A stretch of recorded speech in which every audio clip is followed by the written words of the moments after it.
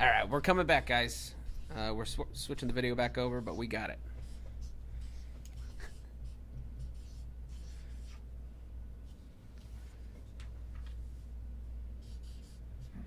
All right, fantastic. They say we can hear us. All right, very good. Let's see. Let's make sure we get the video back. All right, fantastic. It looks like everything's back on track. All right, guys. Well, this was a fun little jaunt into lawyers running a YouTube channel. Sometimes it shows. Do we have video again? We do have video. And I was ready with my signs. We're trying, and attorneys is dumb. But I think we got it. Well, and we do thank you for your patience. This is our first time. We're going to go out on a limb here, try to do a live, feed y'all some kind of time-sensitive information, and hopefully we can have some fun. We're going to be reading chats, talking to you folks, going over a ton of gun bills that are on the move here in the state of Texas now. If you're not in the state of Texas, I mean, it's still worth tuning in. Yeah. We're going over some proposals that would be really, really nice if they were implemented everywhere. And so maybe there's something y'all can learn from Also, this. you get to laugh at us as we fumble our way through this very first live. Yeah, so. But that's how it always goes, based on my experience. But we'll get this down. We'll make sure this is a fun time for everybody, because that's what, I mean, we want to make sure y'all have a good time. You get to learn something, and we're all here for it. Emily's mic isn't working. Oh, no. No. We are reading the comments. It just takes a minute to get it worked out. Yeah. Okay, can you please chat if that is still the case? Can you ask them? Yeah, and I'll talk for a little bit. Right now, how about we share a microphone while we figure out whether or not that's a thing or not. But, all right, so what are we talking about? Big day, gun day in the Texas legislature.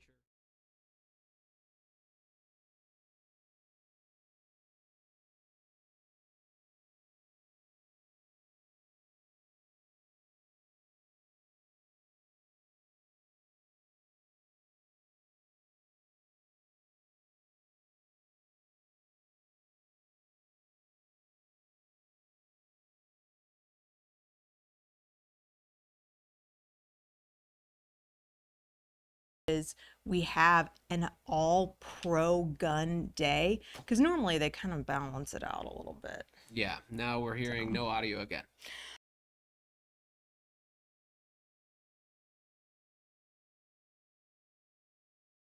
Watch us. Maybe I can figure this out.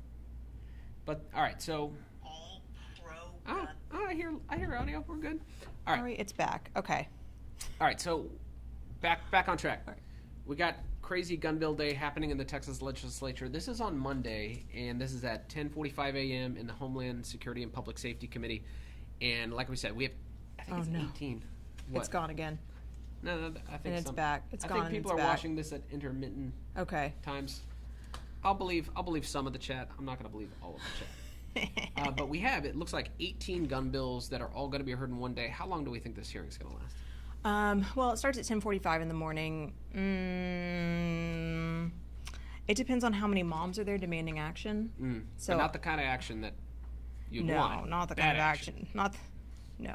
The kind of action you would think, but not the kind of action you would want. Right. So yeah, I would say we probably are going to go till 7, 8 o'clock at night at the very least. Yes. So and it really depends on how many moms demand action. Yeah. So we're going to be going through some of these proposals, talking them through. And if you have questions as we're going through this stuff, make sure to let us know. We'd be interested to hear kind of live feedback. Also, this is a... thank you, Dilly Dog. This is kind of a fun start to things, and hopefully we do more of these in the future, because I'll say, like, one of our... I mean, it's my favorite segment to do is the Mailbag Mondays, but if we could do it live, like, how awesome would that be? Yeah, so this is wonderful. And thank you for the super chats, the super thanks. That's how we pay Samir. To produce this, so it's much appreciated. All right, so let's start going through these things. The first one I want to start with on Monday, and a note from our friends at GOA. You know, GOA spearheaded the effort to get this done, just to give y'all a little bit of historical context, because the Texas legislature, if anybody's been following this stuff, it has not been going according to plan. Things are moving extremely slowly. And we were all kind of sitting there going, hey, when are we going to hear some Pro 2A legislation? Yes. And so what do? We got all the gun groups in a room together. We all kind of agreed on, like, all right, we got 280 gun bills filed. Obviously, we're not going to hear all these things. We prioritized them, delivered them to Chairman Hefner in Homeland Security and said, hey, look, this is you got to hear this stuff or maybe there are consequences. Because the gun groups can get very, very loud. Yeah, it was only mildly threatening. But without that, I do not think we would have heard any gun bills this session, or we would have heard them so late that Texas would not have moved on gun bills, which makes absolutely no sense to me. I mean, what, in 23, it was weeks, months after the Uvalde shooting.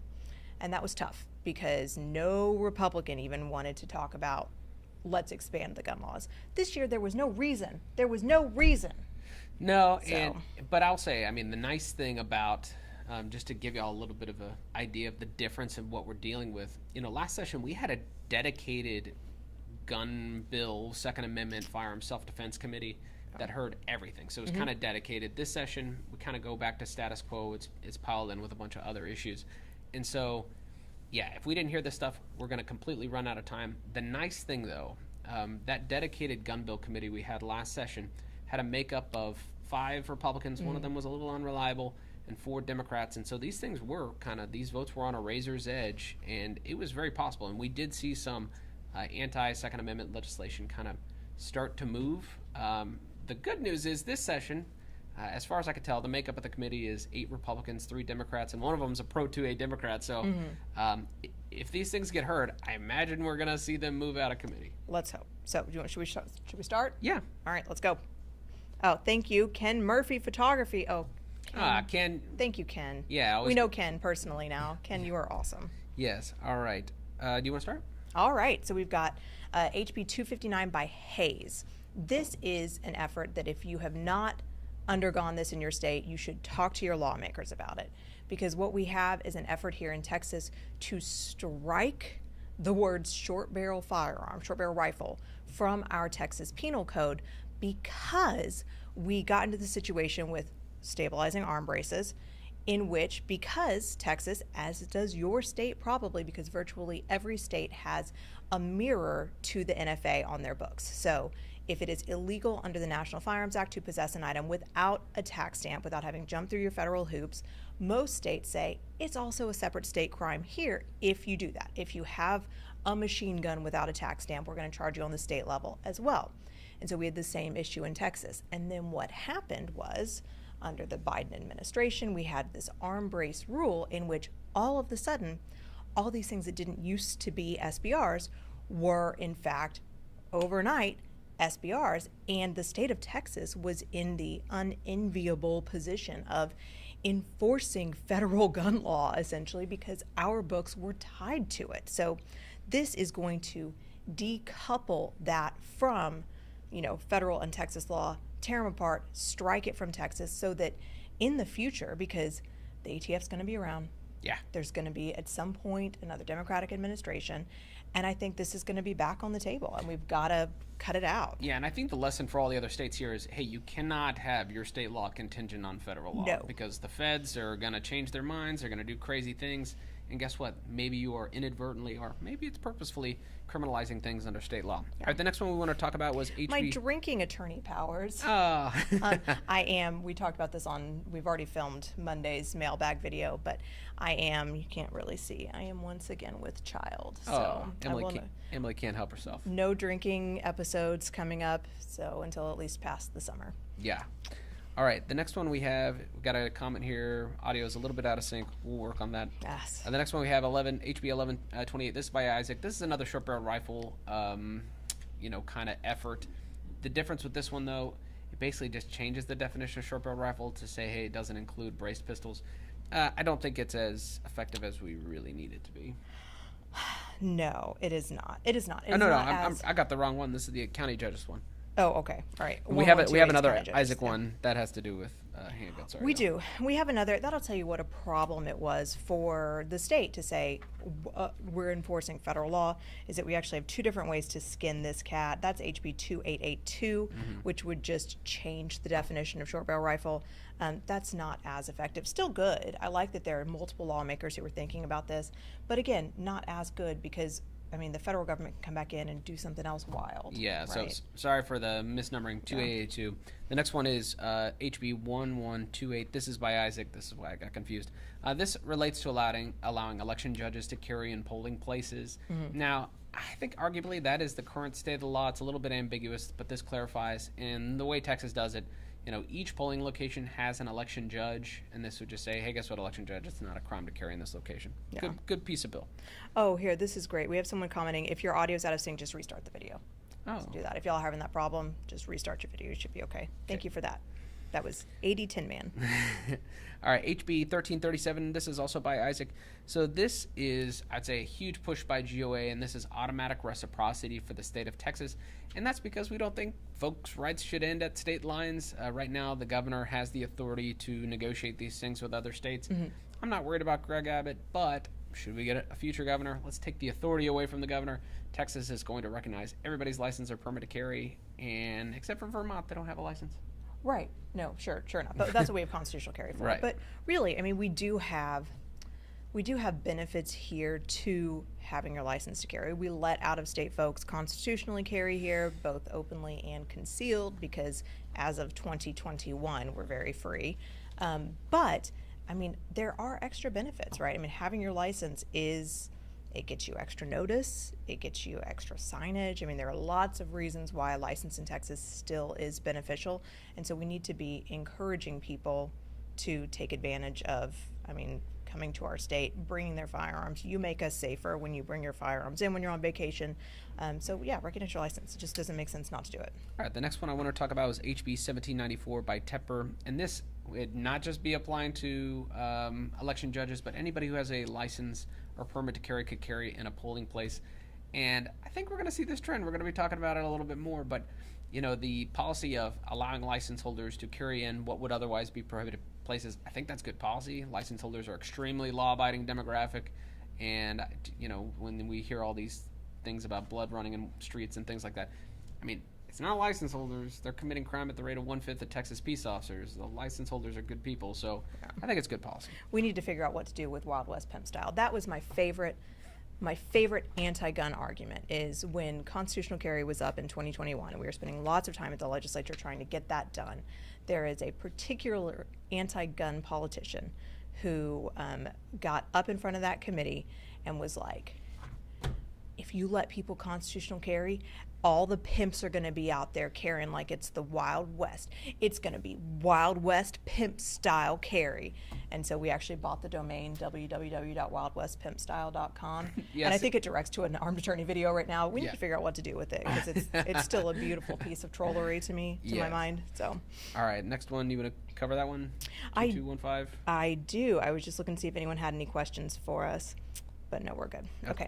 All right, yeah, so 2215 by LaHood.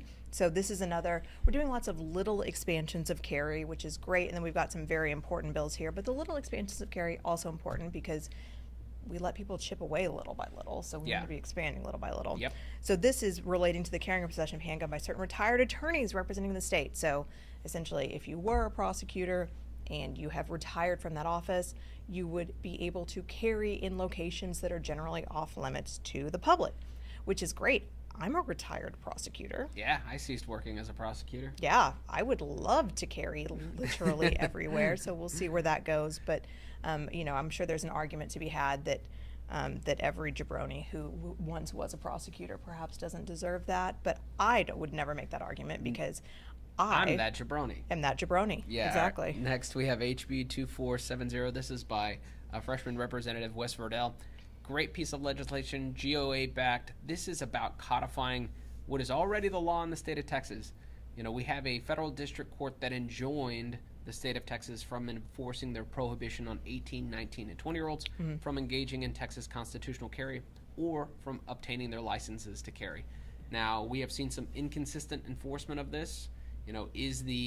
Are all these district attorneys' offices, even though they're the state of Texas, right? All these police departments, even though they're licensed by the state of Texas, the argument that the DAs have been making is that we're not working in concert with the state of Texas, and therefore, this injunction against us from enforcing this law doesn't apply. This clarifies. This would black and white change this and lower the age from 21 to 18 for constitutional carry and license to carry. It needs to be changed in the penal code because it's expensive to get arrested, particularly as an 18, 19, or 20-year-old, to get arrested and have to hire an attorney, bond out of jail, show up in court to say, you guys are breaking the law by arresting me on this. Yep. Is incredibly, I mean, first of all, it's a horrible violation of constitutional rights, but also it's expensive. I mean, just, it needs to change in the penal code. That is a wonderful bill. I'm going to go out on a limb and say, I don't know if this one's going to happen, though. I don't know. That seems to be the most common sense. You know, whenever you say, hey, guess what, we're codifying existing law, that we're not changing anything, those are usually, the barriers to that usually go down a little bit, my experience. But how many bills do we have filed, now not being heard, but filed? That do just that? That go the other way, that say, you should have to be 21 to buy any kind of firearm. You got to be 21 to buy a magazine for a rifle. I mean, there are even Republican politicians in Texas who are a little bit scared of the anti-gun groups because they do get a lot of funding. Yeah. And so anyone whose seat is up for grabs next time is probably worried. So I don't know. But thanks to Representative Verdell for filing that, because that was really an incredibly important bill. Yeah, and for the folks who are just tuning in, or if you were with us when we were experiencing technical difficulties, what we're talking about is a Homeland Security and Public Safety hearing committee that's going to be taking place on Monday, April the 14th at 10:45 a.m. Tons of 2A legislation, good stuff for the state of Texas, lessons to be learned by other states, so we hope you're enjoying this. The next one we wanted to talk about was HB 2771. This is by Representative Hayes. And this relates to the decriminalization of possession of firearms by nonviolent felons. Mm-hmm. Yes, this is incredibly important, not only because, number one, if you got convicted of like a felony, what's that one that's really, really stupid Window about? 10. I mean, we have a lot of different Yeah, ones. like you put a fake inspection sticker on your car 20 years ago. Right. You and scratched the VIN off your jet ski. Right. I had a client who's a convicted felon. That's the basis of his felony conviction. That those people do not deserve to lose their Second Amendment rights. There's no historical basis for those people losing their Second Amendment rights, which is why we believe before the Texas legislature meets next time, because remember, they only meet for 6 months every odd-numbered year, which is great because we don't need the government in session 24/7. But before the 2027 session, I believed until a few weeks ago in my heart that the Supreme Court would do the right thing as to one of these felon challenges and say, nonviolent felons have to be allowed to carry because those cases are working their way up in the federal system. They should have their Second Amendment rights restored. By all rights, if the Supreme Court actually follows their own precedent and looks at Bruin, they should restore rights to those people. And we don't like that the state of Texas would be out of step with what should become federal law. The state of Texas should never be in the business of having stricter gun laws than the federal government. And so, this is great. This is amazing. This is good for everyone if we can get the legislature on board. Yeah. All right. Quick viewer question before we go into our next bill. Just Tim is asking, what's your suggestion for hiring an attorney? Quick and dirty suggestion. My suggestion is, hey, have a plan ahead of time. Opening up the yellow pages in the middle of the night after your eyes are adjusting to the light, from the flash of the muzzle and your ears are ringing. That's not the time to come up with a game plan. Find an attorney ahead of time. Ask around, ask your lawyer friends. If you need a referral, you feel free to contact us at walkertaylorlaw.com or thearmedattorneys.com. And, if we can't help you, you're not in our jurisdiction, obviously, we know a whole lot of fantastic lawyers, and we'll point you in the right direction. Oh, yeah. All right, we already covered HB 2882. This is by Isaac, that kind of different way of approaching short-barreled rifles. I don't like it as much because it just says, hey, braces aren't short-barreled rifles. But, we sort of talked about that a little earlier. Yeah, it's still a step in the right direction. It's a step in the right direction. Isaac has done some good gun bills. Oh, yeah, she's fantastic she's really, on the Second Amendment. Yeah, so, although it's much appreciated, I think, the Hayes bill is probably... Oh, maybe a little bit better. Maybe a little bit better. All right, we want to go over this Verdell bill, HB 3053 by Verdell. So this relates to a gun buyback ban. Way to go, Wes, on this one. Yeah, so I think this is mostly trollery. It wasn't trollery when we were writing it. Wasn't it, though? So, yes, this bill would prohibit gun buybacks by counties and cities, which, is awesome because gun buybacks are stupid.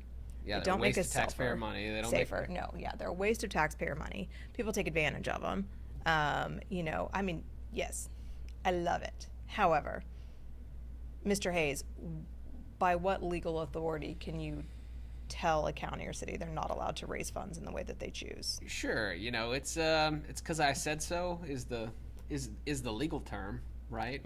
Malum prohibitum, right? So, but no, there's not really any constitutional basis for it other than, hey, look, we're consent of the governed. We say what you can and can't do. We're saying, hey, we don't want you to waste taxpayer money on buying guns back. Like, I've seen those videos where people roll up with like 400 3D printed guns. Yeah. And then, they just cash in. So these things don't work. But it's a gun buyback ban. Yeah. Good on Wes for filing that. Yeah, let's take a break here. Mark Williams asks, is there a website that rates lawyers so many will take your money and not do much? That is absolutely correct. There are not good websites out there that rate lawyers. Most of them are pay for play. Mm-hmm. Some of them are totally ridiculous, even if they're not pay for play. And then the rest of them are it's stupid, ridiculous, and bullshit are the websites out there. I mean, there's nothing good really that's going to tell you who's good.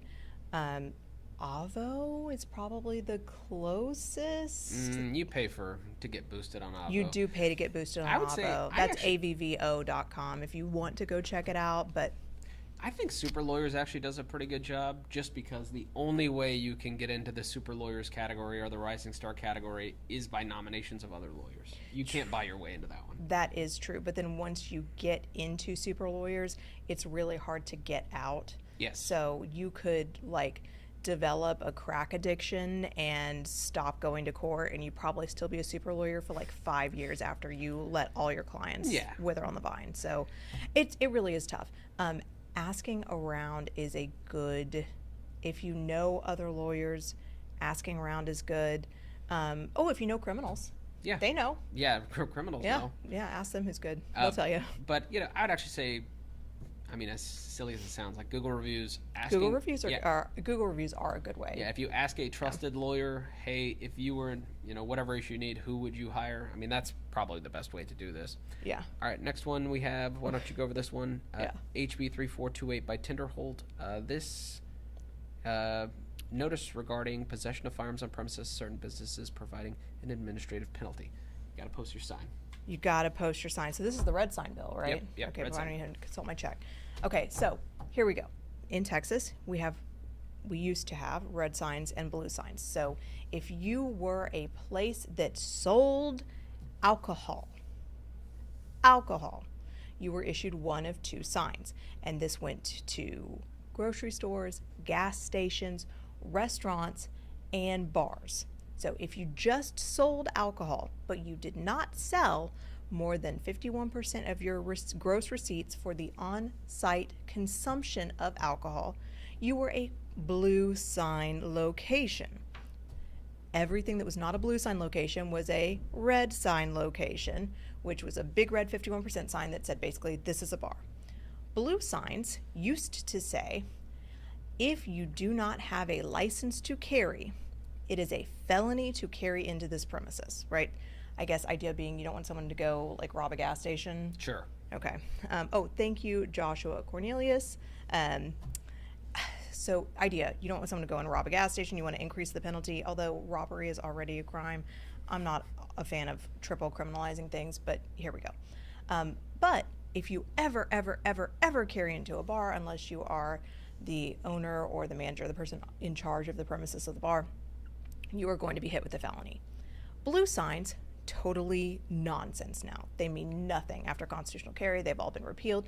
The only sign you ever have to look for outside of a bar or restaurant is the red sign. If you see the red sign, it is probably a bar you should not carry in. That is a felony, except there is a certain city councilwoman whose name I will not name, who is distributing red signs to every restaurant she can find and telling them to put them up, effectively prohibiting carry where it should not be prohibited because these places are not bars. Yeah, what's wild about it is the place doesn't become off limits because of the sign. No. The place is potentially off limits, and then it's confirmed to be off limits when you push the sign. So you just can't put up a random sign and make the place off limits. It's like me thrown up a stop sign in the middle of a parking lot. That doesn't make it, that doesn't mean anything. Correct. But the issue that we're running into is with the passage of Texas constitutional carry, the way that we're trying to reconcile these things, because the whole law was built around the idea of, hey, guess what, you're a license holder. Well, all right, that's all well and good, except for these red signs. These put license holders on notice that carrying in the location is prohibited. When Texas constitutional carry was passed, because that notice requirement lives in our government code under the licensing stuff, there was no really notice provision given to these constitutional carriers. So just to give you an example of how wild this is, if you walk into, let's say you have a bar, they make 51% of their gross receipts for on-site consumption of alcohol. You walk into a bar as a license holder, they don't have a sign up, guess what? You haven't committed a crime because you haven't been placed on notice. But similarly situated, we got our non-license holder who's carrying lawfully under constitutional carry. They walk in, even though they were given no notice. The way our law is written is that person could be charged with a felony because we don't have that same notice requirement. So this is effort by Tenderholt. I think it's fantastic. It's saying, guess what, bars? If you're going to be off limits, you need to put people on notice that you're off limits. And so I think that's a good thing for constitutional carriers. Yeah, so we have Ronald Duvall asking a little bit about his employer preventing him from having a firearm in the car on their property. Can I sue them if something happens to me? So, there's two issues at play in Texas. The first is that technically we have this piece of law called the Employee Parking Lot Bill, which says that but for certain circumstances and certain employers, like certain oil and gas facilities, I think certain basically sensitive sites, ISDs, right, if you work for a school district, basically employers are not allowed to tell you as their employee that you cannot have a firearm in your vehicle. It's against the law for them to tell you that. Now, there are no teeth to that law, meaning if they tell you that and they fire you, there's nothing built into the law that helps you. It is a law on the books without any legal recourse for you, so it is basically meaningless. But then I'll throw to you the question of what happens if your employer says, I'm going to fire you if you bring a gun to work, and then something happens on the way to work and something terrible happens because you don't have your gun. Yeah, you're probably not going to have any relief here because while, hey, maybe we place these restrictions on employers saying, hey, you can't prohibit, if they're carrying the gun lawfully, the firearm's concealed, it's locked in their vehicle, you can't, make that a condition of their employment. And we see this in other at-will employment states. Guess what? They can fire you for any reason. So you could be fired and say, no reason given, all right? We got that on that front. On the side of, hey, guess what? You're getting hurt on your way to work. Well, we have this thing called the intervening third-party doctrine, which basically says, guess what? This intervening act by this criminal breaks whatever nexus there was to the employer prohibiting the firearm. And so the likelihood that your employer is going to be on the hook for this stuff, I'd say it's close to zero. It's low. Do we want to put our mics together? People are complaining that one's on the left channel, one's on the right channel. Yeah, we probably need to do that. Let's see. We'll put the mic We're listening. Sure. Okay, and that'll help y'all who are... We'll figure out the technical back end. And again, for the folks, those of you who are joining us just now, guess what? It's a YouTube channel run by lawyers, and sometimes it shows. This is our first live. We are working out all the bugs. We really appreciate your patience with us. We hope to do more of these in the future because this stuff is a lot of fun. Yeah, we're trying. Yeah. Edwin's hat. Our law partner Edwin has a hat that says "Be patient. I have autism." So it's all right. It's all right. We're trying. Next one. Yes, and this is. By the way, someone else is like, it's not Monday. Yes, these are gun bills on deck for Monday in the Texas legislature at 10:45 in the morning. The Homeland Security and Public Safety Committee is hearing an all-pro gun day. We're very excited about it. Yeah. So we are at Guillen's bill. Yeah, all right. So we have HB 3669 DN. So this what we're looking at here, we had a Byrna bill. Yeah, this is the Byrna bill, which says, and it only applies to law enforcement, so I don't like special classes of people when it comes to self-defense. But this is saying, hey, guess what, if a police officer deploys a less than lethal and it in fact causes serious bodily injury or death, guess what, they are, if they were justified in using force, then we're not going to hold them responsible. Now, why do we have this? We had kind of a high-profile case of a guy, I think he was covered in like hand sanitizer. I didn't think this was just a law enforcement bill. Yes. Maybe my mistake. Yeah, Yep, for law enforcement. I think this is the law enforcement one. I mean, we'll look at this in just a second. You talk. I'm gonna. Yeah. So what we had, and maybe I'm getting this confused with another Guillen bill, but we had a high-profile case of a guy covered in hand sanitizer getting tased, catching fire, unfortunately losing his life. The question was, hey, anytime that you use force and it actually causes serious bodily injury or death, well, guess what? This is going to be treated as a use of deadly force, or use of deadly force would have been justified. If this is the Guillen bill where we just specify that a firearm doesn't have a burner in it, I apologize. But this is that what this looks like? Yeah, this is just 4601, section 3, definition of firearm. Okay, this is in conjunction with another bill we're going to cover in just a moment. And so, but you see, all right, if I'm deploying a less than lethal and it actually causes serious bodily injury or death. No. Move the mics. Okay, you want it back? Yeah. All right, We're getting there. We're trying, y'all. Yeah, we're trying. All right, so this would just exclude less than lethal projectiles from the definition of firearm. Now, why is this necessary? Well, Texas law defines it as, hey, guess what? Anything where there's kind of an explosion projectile, we're going to treat that as a firearm. I don't think burners fall under that because they're using just gas. But I can imagine that there is a less than lethal out there that does use some kind of combustible material. So what is interesting to this one is that it says if you are converting what would be a firearm into something that is not likely to cause serious bodily injury or death, it is less than lethal. So I wonder if, when push comes to shove, if you have, let's say, I know, the mics, damn mics. So I wonder if you are using, let's say, rubber bullets, does that qualify under Guillen's bill as not a firearm, which is an issue we have had in Texas for quite some time. Recall back many years ago to that case that we saw out of San Antonio, where a woman. I'm gonna unplug my mic. It's not a mic issue. It's a soundboard issue. All right. We'll see. You can share. Sure. I'm gonna share. Yeah, I'm gonna plug one mic. See what happens. Again, thank you for your patience, guys. This is our first live. Yes. And thank you, Mongo63A, for the intern. All right. So yes. So we actually had a case many years ago now in which a woman in San Antonio, she lived on the river and had a bunch of like teenagers in bikinis who got out of their tubes onto her property, and instead of just like being like, hey guys, this is my property, get off my property, she started firing beanbag rounds at them, which was not good because she got charged with felony aggravated assault deadly weapon because we did not have such a law to say maybe this isn't a firearm, it's not a deadly weapon, it's not deadly force, and so it was all left up to the jury who in fact said you can't do that. That was sort of nuts. Yeah. Although they did give her probation. We didn't try the case. We ended up went over to Larry. Yeah. But it was an interesting matter that came through our office. Folks are still complaining about echo. Can you turn off the monitor? Turn off sound. Turn back on sound. Have you tried turning it off and turning it back on? We'll see if that still works. Still echoing, but it's way better. Okay. Well, that's good. All right, the next one we wanted to talk about is HB 3789 by Hefner. This saying, hey, retired judges, you get a license to carry, it's free. Don't need to spend too much time on that. Next one we want to talk about is HB 3924 by Slauson. This allows for the open carry of handguns by school marshals.